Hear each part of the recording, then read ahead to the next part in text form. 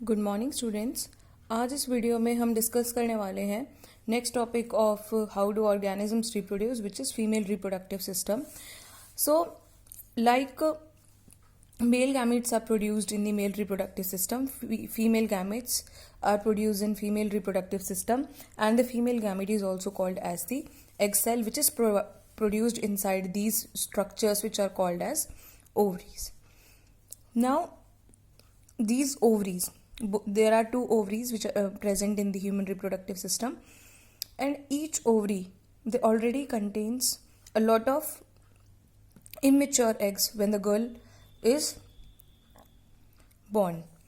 जब एक गर्ल पैदा होती है, इवन उसकी मदर के वॉर्म में भी उसके ओवरीज के अंदर बहुत सारे इमेच्योर एग्स होते हैं. एग्स का मतलब क्या है कि यही इमेच्योर एग्स फ्यूचर में जाके क्या बनने वाले हैं. Mature eggs means female gamete में कन्वर्ट होने वाले हैं. और ये फीमेल गैमेट में कन्वर्ट कब होते हैं? मेच्योर फीमेल गैमेट में ये जो इसके अंदर छोटे छोटे एग सेल्स हैं, ये कब कन्वर्ट होते हैं? जब एक फीमेल जो है प्यूबर्टी की एज पे आ जाती है. सो ओवरी, दोनों ओवरी के अंदर क्या होते हैं? एग सेल्स प्रोड्यूस होते हैं. और इसके अलावा ये ओवरीज जो हैं बहुत सारे हार्मोन्स, इंपॉर्टेंट हार्मोन्स हैं लाइक प्रोजेस्टेरॉन एंड टेस्टोस्टेरॉन, इनको भी प्रोड्यूस करने में हेल्प करती है. तो यहाँ पे ओवरी से एवरी मंथ क्या निकलता है? एक एग सेल निकलता है. ये एग सेल एवरी मंथ यहाँ से इस वाली ओवरी से भी निकल सकता है, इस वाली ओवरी से भी निकल सकता है. रैंडमली किसी भी ओवरी से एक सेल जो है वो निकलेगा. ये एग सेल जो है कहाँ जाएगा? ये एग सेल जो है ओवरी से निकलते हुए वो जो एक मैच्योर होगा एग सेल एवरी मंथ, वो यहाँ से निकलता हुआ सबसे पहले कहाँ जाएगा? ओविडक्ट में या फेलोपियन ट्यूब में यहाँ जाएगा. इस स्ट्रक्चर को हम ओविडक्ट भी कहते हैं या फेलोपियन ट्यूब भी कहते हैं. इधर एक और ओवरी, एक और ओवरी, टू ओवरीज, ये दोनों ओविडक्ट. फाइनली ये दोनों कहाँ पे ज्वाइन हो रही हैं?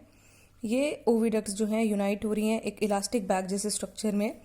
इस इलास्टिक बैग जैसे स्ट्रक्चर को क्या कहा जाता है? यूट्रस कहा जाता है. यूट्रस का एक और नेम है जिसको वोम कहते हैं, जिसमें फ्यूचर में जब फर्टिलाइजेशन हो जाएगी तो जो फीटस है जो ग्रो करेगा वो कहाँ करेगा? यूट्रस में करेगा. यूट्रस को हम वॉर्म भी कहते हैं. यूट्रस कहाँ ओपन होता है? सर्विक्स में. और सबसे बाहर क्या होता है? वेजाइना.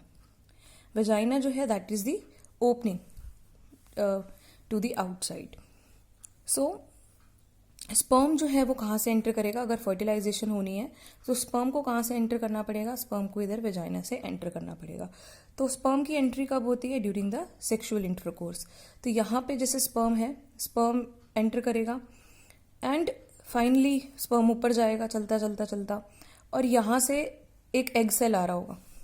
तो यहाँ से अगर एग सेल आ रहा है, इधर यहाँ पे स्पर्म पहुँच गया है, तो क्या होगा? इन दोनों के बीच में फर्टिलाइजेशन हो जाएगी. और जब इन दोनों के बीच में फर्टिलाइजेशन हो जाएगी उसके बाद क्या होगा? फर्टिलाइजेशन के बाद क्या बन जाता है? फर्टिलाइजेशन से बनता है, फर्टिलाइजेशन का मतलब क्या होता है? Fusion of male and female gamete. और जब फर्टिलाइजेशन हो जाएगी तो उससे क्या बन जाएगा? जाइगोट बन जाएगा. अब ये जो जाइगोट है ये कहाँ पे आके चिपकता है? ये जाइगोट आके चिपक जाता है यूट्रस के ऊपर. और यूट्रस के उसके बाद क्या होता है? ये डिवाइड करना स्टार्ट कर देता है. तो अब ये जो यूट्रस है जिसको एक इतने इम्पॉर्टेंट ऑर्गेनिज्म को, ये एक नया बेबी में बनने वाला है, तो इसको नरिशमेंट प्रोवाइड करने के लिए यूट्रस को पहले से ही तैयार होना पड़ेगा. तो यूट्रस जो है वो तो हमेशा हर मंथ, क्योंकि एवरी मंथ ये एक एग रिलीज होता है ताकि अब फर्टिलाइजेशन हो भी सकती है और नहीं भी हो सकती. यूट्रस को तो ये पता नहीं है कि फर्टिलाइजेशन होगी या नहीं होगी. तो यूट्रस अपने आप को एवरी मंथ क्या कर लेता है? प्रिपेयर कर लेता है टू रिसीव द एग. इसके लिए वो क्या करता है? ये थिक हो जाती है, इसकी लाइनिंग थिक हो जाती है, सॉफ्ट सॉफ्ट हो जाती है, कुशन आ जाता है सेल्स का. इसमें खूब सारी ब्लड वेसल्स आ जाती है, ताकि ब्लड वेसल्स आएंगी तो खाना आएगा, नरिशमेंट मिलेगी. तो यूट्रस अपने आप को हर मंथ प्रिपेयर कर लेता है. तो अब जो फर्टिलाइजेशन हो चुकी है इसकी वजह से क्या होगा? धीरे धीरे जाइगोट जो है वो एम्ब्रियो में बनना शुरू हो जाता है. जब जाइगोट के सेल्स डिवाइड करते हैं तो जो मास ऑफ सेल्स बनता है, स्ट्रक्चर बनता है, उसको एम्ब्रियो कहते हैं. और अल्टीमेटली एम्ब्रियो जो है पूरे एक फीटस को बना देता है. तो यहाँ पे यूट्रस की साइड पे क्या होता है? जब एक बेबी यहाँ चिपक जाता है, एक एम्ब्रियो यहाँ चिपक जाता है, तो क्या होता है? यहाँ पे एक स्पेशल टिश्यू की फॉर्मेशन होती है जिसको प्लेसेंटा कहते हैं. जो कि अगर मैं इस स्ट्रक्चर को यहाँ बनाऊँ तो यहाँ पे क्या होता है, फिंगर लाइक प्रोजेक्शन होते हैं, किसकी साइड पे, बेबी की साइड पे, और मदर की साइड पे ये डिस्क लाइक स्ट्रक्चर होता है।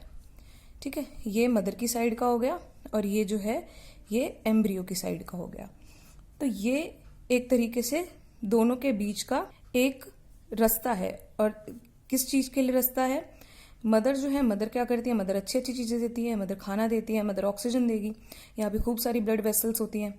तो मदर जो है वो इस एम्ब्रियो तक क्या पहुंचाएगी, मदर के ब्लड से, इस इन ब्लड वेसल्स के थ्रू जो कि मदर की साइड से आ रही हैं, वो इस ग्रोइंग एम्ब्रियो तक खूब सारा खाना पहुंचाएंगी, फूड पहुंचाएंगी, ताकि जो एम्ब्रियो ये ग्रो कर सके।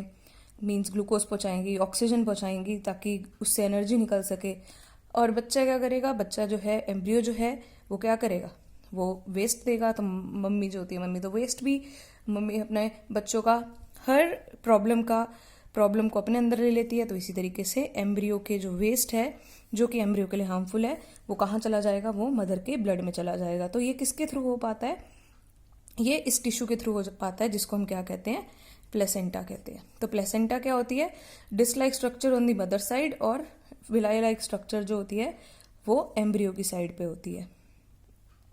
सो धीरे धीरे ये जो एम्ब्रियो है अभी ग्रो करता रहेगा और अल्टीमेटली ह्यूमन बींग्स में 9 मंथ्स लग जाते हैं एक पूरे एम्ब्रियो को एक मैच्योर फीटस के अंदर, mature foetus in the sense कि एक छोटे से सेल से, एक जाइगोट से एक ऐसा स्ट्रक्चर बन जाना जिसकी एक बॉडी डिफ्रेंसिएशन हो चुका है कि हम ढंग से उसकी पूरे बॉडी पार्ट्स को वेल डिफाइंड देख सकते हैं। तो वो एक फीटस बन जाता है, जिसको अप्रोक्सीमेटली 9 मंथ्स लग जाते हैं। और जो चाइल्ड होता है वो कैसे बॉर्न होता है, यूट्रस में कॉन्ट्रैक्शन की वजह से। तो ये जो स्टोरी हो गई, ये किस चीज़ की हो गई कि अगर फर्टिलाइजेशन हो जाती है, but if fertilisation doesn't take place तो क्या होगा, यूट्रस ने तो अपने आप को प्रिपेयर कर रहा था, एग भी आ रहा है हर महीने, एग को नहीं पता कि वो फर्टिलाइज होगा या नहीं होगा, यूट्रस को नहीं पता कि फर्टिलाइजेशन होगी या नहीं होगी, तो एग भी रिलीज होगा, यूट्रस भी अपने आप को प्रिपेयर कर लेगा। तो अगर मान लो एग आ गया लेकिन स्पर्म सेल नहीं पहुंचा, तो एग क्या करेगा, 1 डे तक रहेगा यहाँ पे। 1 डे के बाद क्या होगा, ये एग जो है ये डिजेनरेट हो जाएगा। अब एग डिजेनरेट हो गया, फर्टिलाइजेशन क्योंकि हुई नहीं, तो यूट्रस भी क्या होगा, धीरे धीरे डिजेनरेट होने लगेगा। और क्योंकि अब फर्टिलाइजेशन हुई नहीं है, तो अब इस यूट्रस लाइनिंग की ज़रूरत नहीं है, तो धीरे धीरे ये जो यूट्रस की लाइनिंग है ये ब्रेक हो जाएगी। अब क्योंकि यहाँ पे खूब सारी ब्लड वेसल्स हैं, तो यहाँ पे ब्लड सप्लाई है, तो ये टिश्यू जो है ये कहाँ से आएगा, सर्विक्स से होता हुआ वेजाइना के थ्रू बाहर आ जाएगा out of the body as a blood and mucus. Mucus में खूब सारे सेल्स होते हैं जो यहाँ से रिलीज हुए हुए हैं, फ्लूइड होता है और ब्लड होता है, जो कि एवरी मंथ है। अगर फीमेल में फर्टिलाइजेशन नहीं होती है तो ये बाहर आता रहेगा blood every month for 2 to 8 days। Normally ये 2 to 8 days लगा देता है कंप्लीटली बाहर आने में। So this is called as the menstruation. तो अगर फर्टिलाइजेशन हो जाती है तो प्रेगनेंसी होती है, and if fertilisation does not takes place then what happens is menstruation cycle takes place. So I hope this topic is clear to you. Thank you.